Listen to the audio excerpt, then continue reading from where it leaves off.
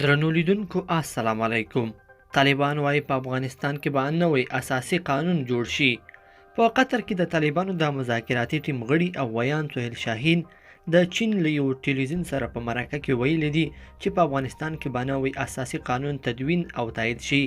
ښاغلي شاهین وایي اوس مهال د یو هم شموله حکومت پر جوړېدو چې ټول افغانان پکې خپل ځانونه وویني خبرې اترې روانې دي. د طالبانو ویان زیاته کړه اوس مهال د قدرت تشه ده، د هیڅ ډول ټاکنو لپاره وخت نشته، اساسي قانون نشته، نوی اساسي قانون به تدوین او تایید شي. زیات کار په مخ کې دی او دا به وروسته وشي، خو اوس مهال یو هم شموله حکومت ته اړتیا ده. بناءً له سیاسي شورو او آزادو افرادو او همدارنګه زموږ د جګپړي رهبرۍ ترمنځ به د خبرو په نتیجه کې د ګډونوال وټاکل شي. سهیل شاهین په دې مرکه کې ویلي دي چې ټول افغانان د یو نوي هم شموله اسلامي دولت په جوړښت کې په پام کې نیول شوي دي. نوموړي وویل په روانو خبرو کې ټول افغانان په پام کې نیول کېږي، ټول افغانان په پام کې نیول شوي دي، خو وروسته به یو شمېر کسان په راتلونکي حکومت کې چې مناسب وي انتخاب شي.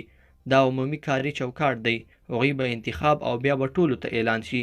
په داسې حال کې چې د طالبانو دغه چارواکي د همه شموله حکومت په جوړېدو ټینګار کړی، خو مشخصه کړې نه ده چې له کومو کسانو سره خبرې روانې دي. طالبانو د 1996 تر 2000 لومړي کال پورې د خپلې واکمنۍ پر مهال اساسي قانون نه درلود او هغوی د هغه تبشیر له مخې چې له اسلام څخه یې درلود پر خلکو واکمني کوله. د طالبانو ویان په داسې حال کې دغه څرګندونې کوي چې محمد اشرف غني متحده عربي اماراتو ته پناه وړې ده او وروسته بیا د هغه لومړي مرستیال امرالله صالح اعلان وکړ چې د قانون له مخې د جمهوري ریاست سرپرستي په غاړه لري.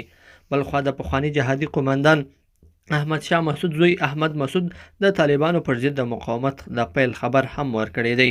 لیدونکو په دې هیله چې دا مطلب به مو تر پایه لیدلی وي، که مو دا ویډیو خوښه شوې ویډیو لایک کړئ او چینل سبسکرایب کړئ.